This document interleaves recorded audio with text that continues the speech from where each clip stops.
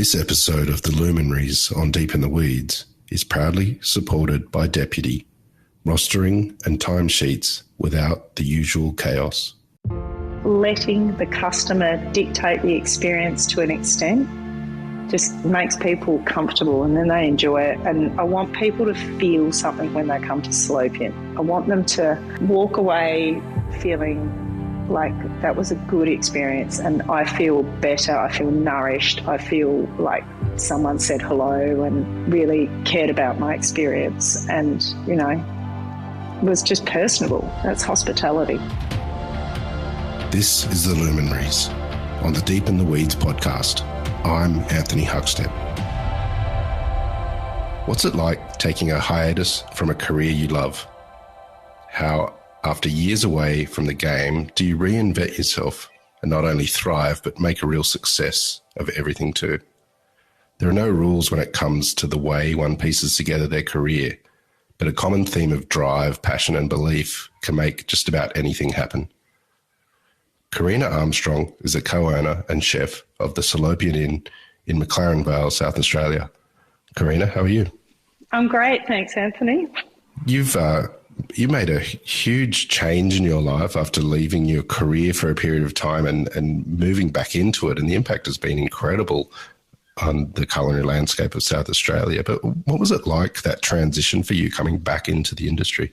That was actually really terrifying. It was because I had been doing bits and pieces. So I took time off. I have 3 children under the age of 5, 3 boys.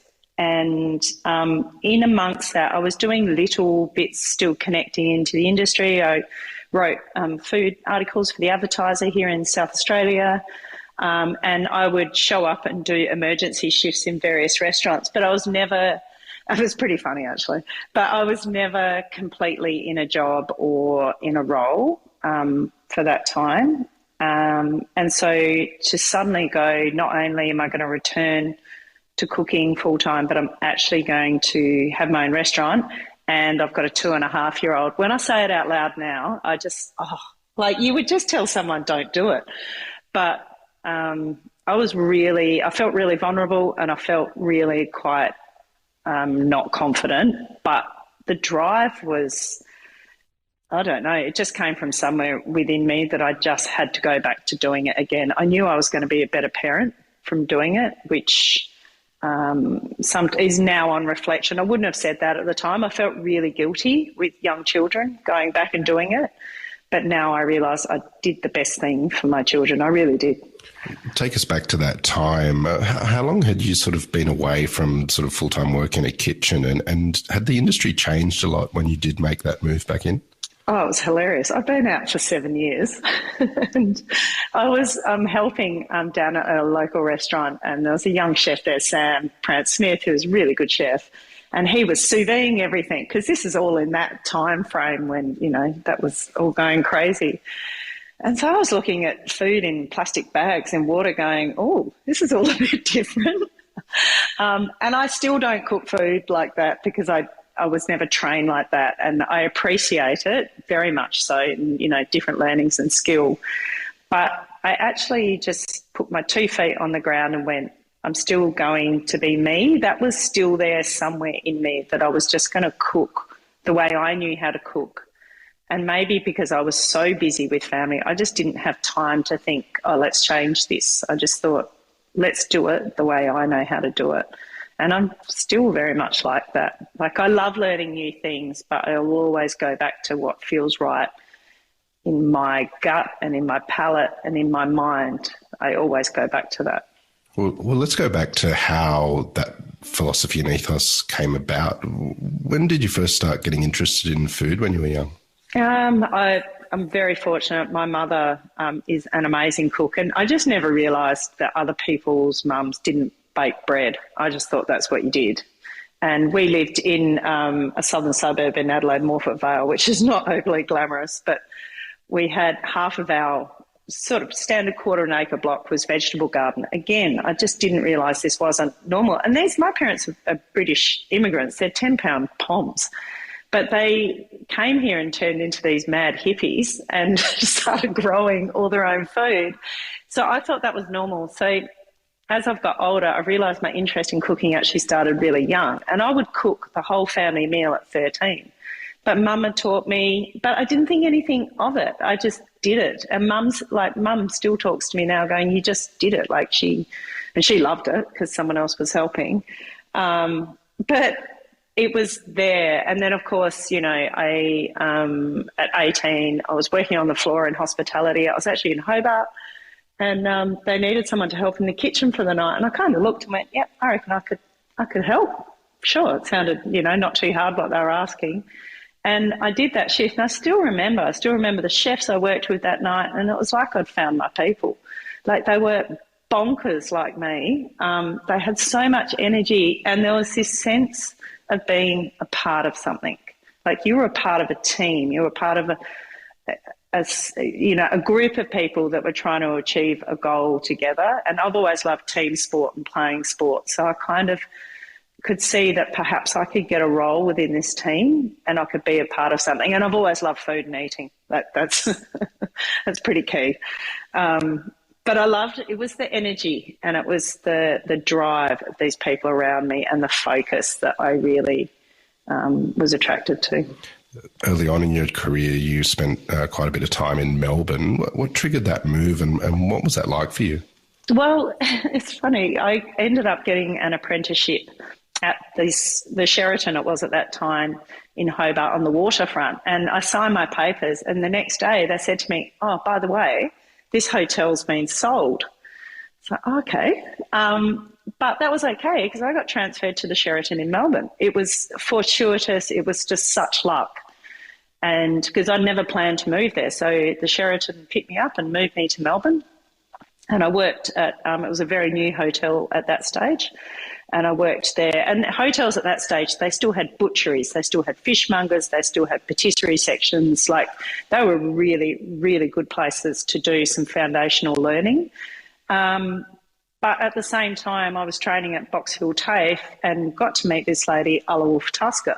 And I was besotted, is probably the best word, in how she talked about food, and that she was running this place in the country. And, I'd grown up in not country like Dalesford, but definitely away from a city, and I was comfortable in that setting.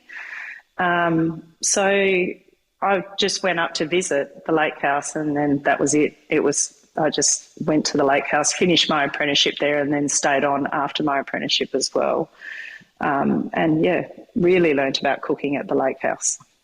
Take us into that kitchen. Do you have any stories of that time and the impact it had on you? So that kitchen, again, you look back, and Jake Nicholson was actually my apprentice, which is, I know, and we still laugh about it because it was just, Lake House now has grown into what it is today, which is, I think, one of the key leaders in our industry in terms of accommodation, food and offering, and just hospitality experience. And it was still that at that stage. This is the early 90s, but it was in its infancy. And Alla was still in the kitchen all the time. Alan was around and painting, and Larissa was sort of, 14, 15. So it was so different to what it is now. But it was that great, mad hospitality, everybody get in. And again, 100% focus. Alla taught me about working hard and having focus and looking at the seasons and really cooking seasonal food, which, perhaps it wasn't quite as well known then, although, people have been cooking like that for such a long period of time. In a cooking professional sense, no one had ever really said to me, no, of course you can't use tomatoes now. It's June, Karena. Like, no. And she was a really, really, really strong mentor. So that kitchen was, it was fantastic. It was chaos in the best possible way. Like, you just worked so hard, but because there were so few staff really for what they were achieving, like, you just got to do everything. So I'd do a day where I ran the pastry section as a third-year apprentice. Like, I've got such opportunity. But yeah, with Jake as well in there, just lots of laughter and lots of shenanigans basically. You teamed up with the Karen Martini at the Melbourne Wine Room as well. How different was it working with Karen compared to Alla? I wanted to move down and, live in the city, and met Karen and went to the wine room. Loved the feeling of the place as well, because at that stage it was still very much, a really humming Friday night, Saturday night, super cool bar. Karen had the high-end restaurant in there and she had the bar food. And working for Karen was quite similar as to working for Alla, in that they're both very seasonally based chef, really strong on provenance of produce. But Karen's flavours are really bold, like they're amazing. And she taught me a lot about sort of letting go of everything having to be so perfect on the plate, and to worry more about flavour and how is that going together. And it was just a really good progression in cooking into another style, but also learning. I learned a lot about wine at the wine room as well. The staff that were there at the time, again, amazing. Morris was not there, but his presence was, if that's the best way I can put it. So you got to try a lot of great wine as well. So I learned there more about that whole hospitality experience, so food, wine, and it doesn't have to be high-end to be amazing. And that's what I walked away from, going, okay, so you can sit in a concrete floored, you've still got a beautiful napkin, you've got this amazing food. It doesn't all have to be white linen tablecloths. And that sparked something in me, because I'm like, I understood how Karen cooked, and continued working for Karen on and off. I think it was about 5 or 6 years from there. In and out. So obviously went to Icebergs after that, but I'd worked, in between in other places and travelled into Asia and all sorts of stuff. But yeah, Karen's food is just, it's so refreshing and beautifully balanced, but lots of great fresh ingredients in there as well. You briefly mentioned Icebergs. You spent quite a bit of time in Sydney as well at Billy Kwong. Tell us about the impact that those experiences in Sydney had on the way that you cook. So the transfer I moved up to Sydney. I knew Karen was part of the opening team for Icebergs. And I was in Melbourne. I was ready to do something new, and it was either go overseas or I had family in Sydney as well, so there was the added bonus of being close to my family. And I rang Karen, and she actually thought I just wanted to go out for a drink. She's like, no, I'm a bit busy, sorry. I'm like, no, I'd like a job. I'd like a job. And there was just dead silence. She's like, right, when can you come? So I was part of an opening team, and I've never opened a restaurant before, and probably never will of that scale and size. So that was incredible to see. And I was just perfectly, I had no absolute idea how big the opening of Icebergs was in the Sydney landscape. I was just really focused on supporting Karen and doing a good job. So I didn't get overwhelmed by what was happening, and just got to enjoy the experience, which was amazing. When you see a restaurant of that scale and size come together, it's breathtaking. And working for Morris was something that will always be with me. His attitude to service is just so detailed, and he has so much energy for everything being perfect, but it's every day. Like, it's this constant energy of pushing to get better.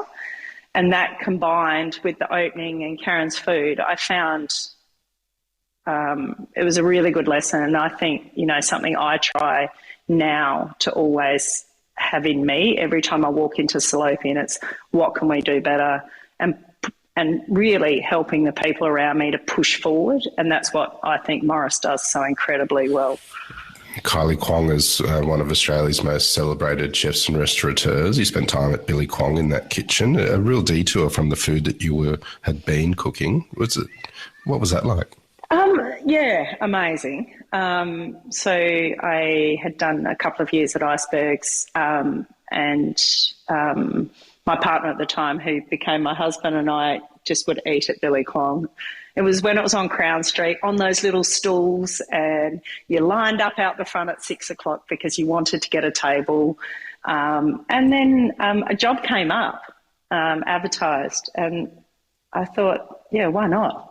My love for Southeast Asian food was already there. I'd travelled all through Vietnam and Laos and really, really loved the food. And so got the job there. And it was that kitchen was incredible at that time. It was Tama, O'Kerry and Hamish Ingham, and a few others popped in and out at the same time. And it was just, I'd never worked with just 4 chefs. Everyone knew what they were doing. Everyone was a really high level cook, and you got slammed from 6 o'clock. It was incredible. But you'd watch them line up. So there's just like this level of, oh my goodness, here it comes. And it did. But working for Kylie, I mean, her food is amazing. There's no doubt about that. But I learnt from her that, and I think it's really profound, it's really stayed with me, that kindness isn't weakness. So she's incredibly kind to work for. She wanted to know my story. She wanted to know all the stuff, like she connects with people. But she would be so generous and kind, but you still knew you had to do your job. And you wanted to do your job better for her because, there's this person that actually wants to know what's happening in my life and, how I'm balancing everything. And I just think that so often particularly as a female trait, that kindness sometimes is perceived as weakness.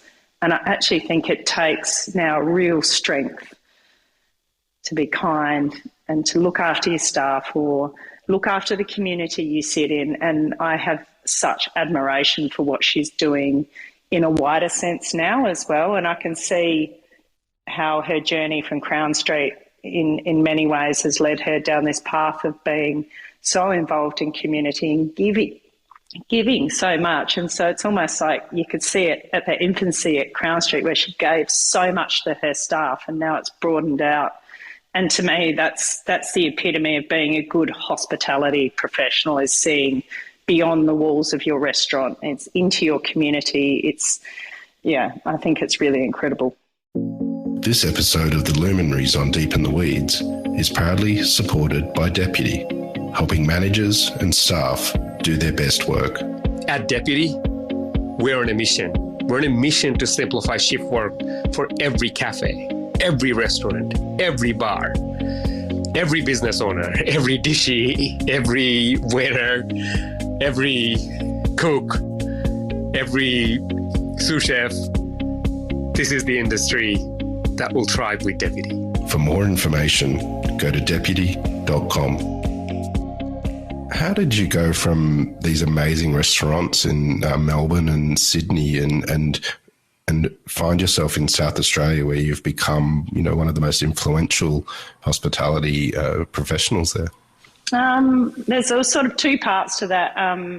So Michael, my husband, got a job in McLaren Vale, and I was still in Sydney, and we were commuting for a time, which was actually quite okay. We didn't have children at that time, and it's always fun.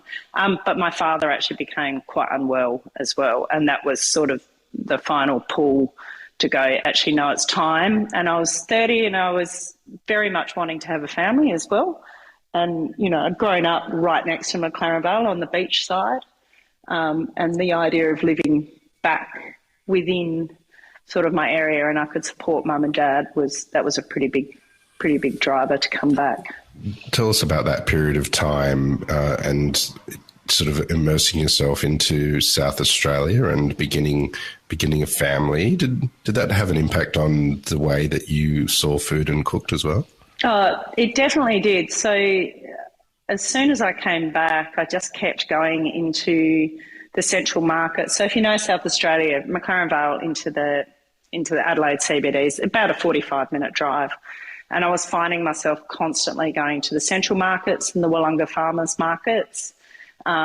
and looking at this produce and laughing sometimes going, oh, we used to get that in Sydney. And of course, you know, King George whiting in Sydney was $60 a kilo, you know, back home. But I just reconnected straight back into the food and the markets, because the markets for me also had that cultural diversity that I'd loved so much in Sydney and Melbourne, and being in Asia. That Adelaide at that time, particularly in McLaren Vale, was really white and really Anglo. And I missed all the noise and colour of all and smells of all the different cultures. So I was driving into the city all the time. And then, you know, trying to enter back into restaurants, I found really, really tough, because I came back here and lots of restaurants were still ordering like fillets of fish, and I'd been used to buying whole fish and breaking it down myself. So it was a real transition. And in my mind, I knew that to do it the way I wanted to do it, I wanted it to be my own at some stage. But then, of course, Harry came along, so I was quite busy. But cooking at home as well, I cook the same way as I would in a restaurant. Like, it's still very ingredient. So I was in that 7 years, I got to play around with a lot of ingredients and recipes. And in terms, I was still very much thinking about food all the time. And as my husband would say, the dinner parties were actually starting to get pretty ridiculous. Like, yeah. You spoke of this desire to get back into the industry. There was a time where the desire was so strong, and you took the plunge again.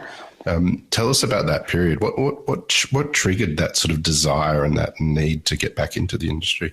For me, it was, I had this concept of this restaurant in my head, and it actually wasn't going to be Salopian. We had tried to buy another venue, and and it fell through. But I had this desire to put together this crazy eclectic menu and see if it could work. I am obsessed with steamed, you know, the buns. I'm obsessed with dumplings. And I was just really driven to see if it could be done in a wine region, and if it could be this producer-focused restaurant within a wine region. You know, was it even possible? And could I do it? And could I be good enough to actually have a successful restaurant? Like, it was such a gamble. Such a gamble, because I was, you know, I remember my first service at Salopian. You know, we opened at 12, and I still hadn't really worked out how the food was going to go out. Like, I just wasn't, I wasn't like game fit, an athlete would say, but, you know, we really quickly worked it out. And I had some really nice support. Sharon and David from Fino were just down the road. And I never forget, David Swain walked in the kitchen, gave me a big hug and said, "You'll be amazing." And sometimes it's just someone just saying, "No, you've got this, you can do this." Because the self-doubt I was plagued with was phenomenal. Like, it was, you know, panic attacks and I can't do this. What have I done? Like, you know, my husband's quit his corporate job. It's all on me. What am I going to do? And I've got 3 children and one of them's still in nappies. Like, what have I done? And it's in those moments you find your grit. Like, you just have to do it. So I just made myself do it. And it came back quicker and quicker. And then I just kept calling friends in the industry that, you know, I still knew in Sydney and Melbourne, and just asking questions and what's happened, and, you know, what's happened with this and what's happened with that, and how do I manage it. And that was really good. Reaching out to your network, you know, really helped. You mentioned the eclectic sort of food that you wanted to do. Can you give us an idea of what that means on the plate? It's bonkers. I don't know how it does work, but it was, so for me, it was more about that every dish should have acid, fat, sweet, salty, sour. And where they come from doesn't matter. It can be anchovies and cheese in an Italian dish, but I wanted that to sit next to a piece of red braised meat, but the palette and the flavour profile balance was similar. So in my mind, you know, everything's got a bit of spice. So in my mind, it made sense. When I said it out loud to a few people, they went, "Oh, really?" But obviously, it's still going. We're still quite careful with it. Like when we curate tasting menus, it's like you have to be careful because, you know, of course, we want people to drink McLaren Vale wine or, you know, wine with it as well. So we're sensitive to those flavour balances as well. But, you know, it can be that you'll have beautiful like a carp tartare or kangaroo tartare to start with, and then we'll take you through to some like a beautiful Turkish style burek. But we'll take you on a journey, and we kind of almost, it's like tiptoeing through a garden. You just take people through it gently, so you don't go straight from the soy to the cheese. You transition them through. And look, we really try. I've got an amazing team in the kitchen and the whole staff of Salopian. So we really work together to try and take people on that journey. Was there a moment where you found your feet at the Salopian, where everything was working in motion and you felt like you found what you were looking for? You know what? I still haven't had that moment. I have moments I have moments where it feels calm and it feels just joyful, and perhaps that's what that is. And I have moments more now where I see my staff doing it and like expressing what I've taught them, and that to me is actually the proudest moment. Not when I do it, it's when someone else does it. It's when your 21-year-old apprentice, you know, tells the person walking in the door, "No, this is how you do it." And I've imparted a little bit of my food philosophy that Alla and Kylie and Karen taught me onto this 21-year-old. And that's actually when I feel like I've done something worthwhile. Take us into the garden and the region as well. I know you grow a percentage of the ingredients that you use, but you also connect with local producers. Do you have any stories of some of the local producers and the importance that they have on what you do? Producers are the backbone of our industry, and I really don't think they get enough highlighting of like the hard work they do. And my journey into growing our own fruit and vegetables has made me realise how emotionally invested you'll get into a particular crop of something. So I can't imagine when it's, you know, full herds and, you know, full gardens full of, you know, one particular thing. You know, there's a lot going on there. But for me, the local producer that I've worked with the longest is Tom Bradman from Nomad Farms. He is a regenerative farmer that is really walking the walk. His primary goal is regeneration, and then the protein production comes from that. So I've been buying Tom's chickens. We tried to work it out the other day. I think it's 8 years, and I think I've missed 1 or 2 weeks in 8 years. Even during COVID, we just found a way to keep going because you really have to. I think of a producer as almost like a joint venture, like we're doing this together. It's not just me buying chickens from you and I need them to be 1.8 kilos every week.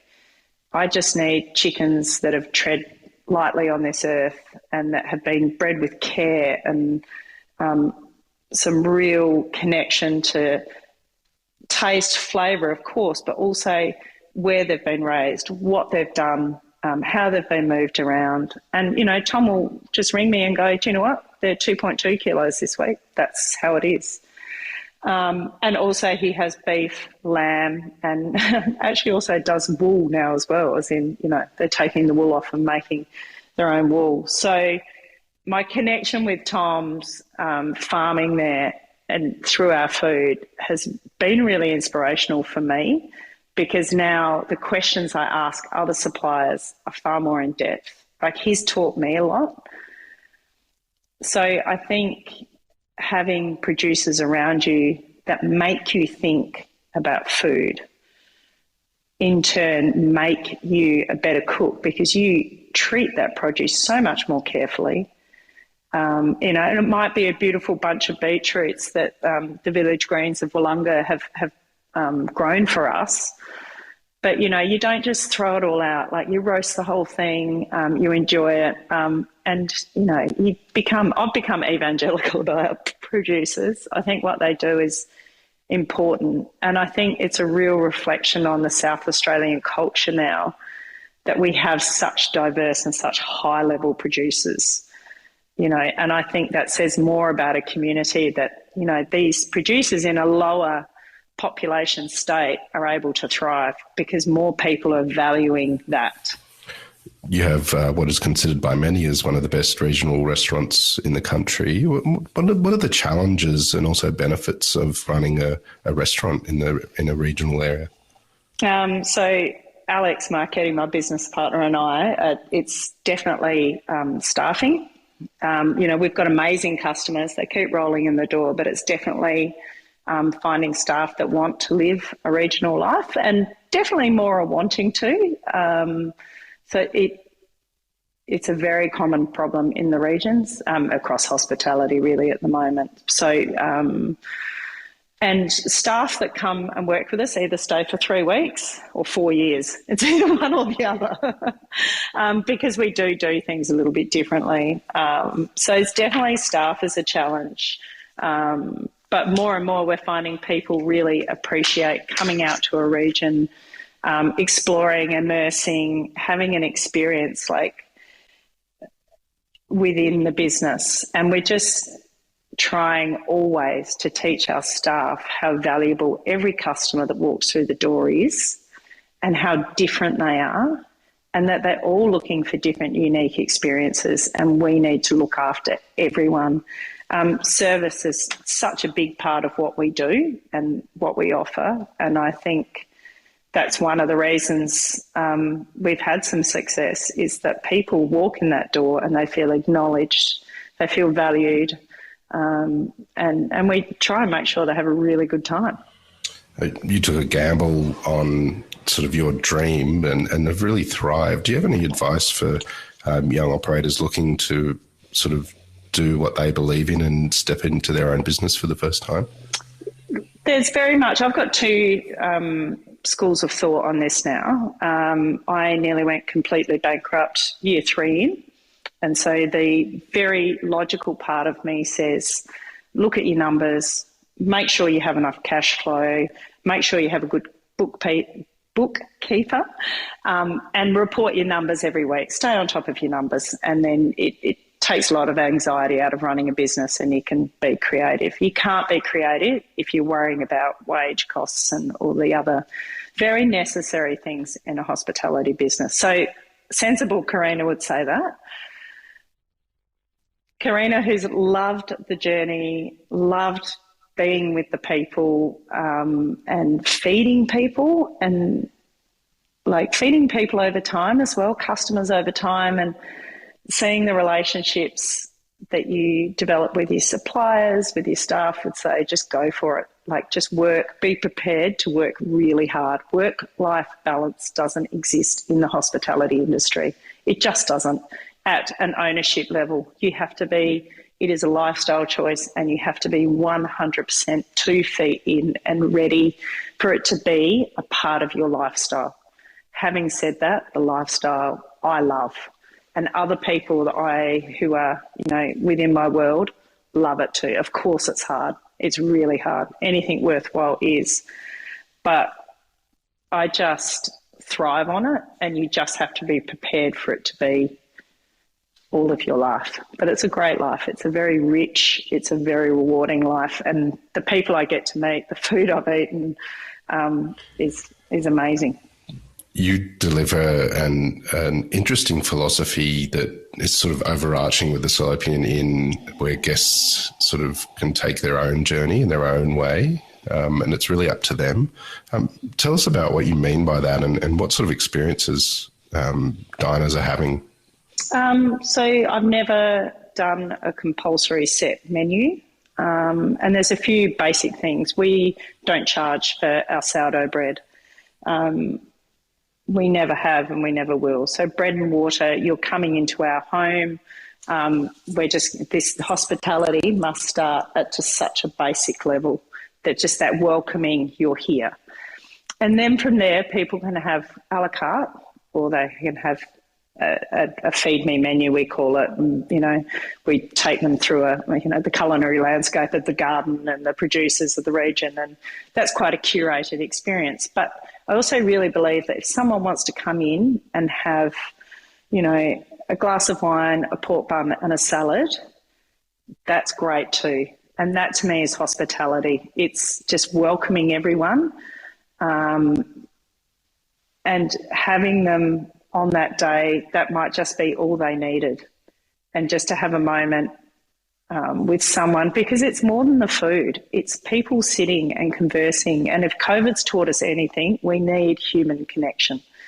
And so providing that backdrop of the restaurant where people can really come and relax, and it doesn't have to be 2 hours, but it can be. It can be 4 hours. Like, it doesn't have to be. It can be 20 minutes. And it is. Any accountant will tell you, or a hospitality professional will tell you, it is the worst way to do it. You shouldn't do it. But I believe it. I believe in it. And you have to believe in what you do, and you have to give people choice. And, chasing the dollar in hospitality I just think it would just darken my soul. I really do. I just don't think it has to be more. It has to be just, we had an elderly couple in for Valentine's Day yesterday. They sat next to each other. They were apologising. They were only going to share a plate of fish, but they sat next to each other, 2 glasses of wine each, and they shared a fish, which I thought was good going. And it was, we made their day. Like, they were so comfortable. And I think letting the customer dictate the experience to an extent just makes people comfortable, and then they enjoy it. And I want people to feel something when they come to Salopian. I want them to walk away feeling like that was a good experience, and I feel better, I feel nourished, I feel like someone said hello and really cared about my experience and, was just personable. That's hospitality. Well, Karena, you're an absolute inspiration, and it's been an honour to have you on the Luminaries on Deep in the Weeds today to hear a bit of your story. Please keep in touch, and we'll catch up again soon. Thank you so much. This is the Deep in the Weeds podcast. I'm Anthony Huckstep. Stay tuned as we take a deep dive into the lives of the incredible people who ply their trade in the food and hospitality sector. Special thanks to executive producer Rob Locke for making this all happen. Follow us on Instagram at Deep in the Weeds Podcast, or email us at podcast@deepintheweeds.com.au. Stay safe and be well.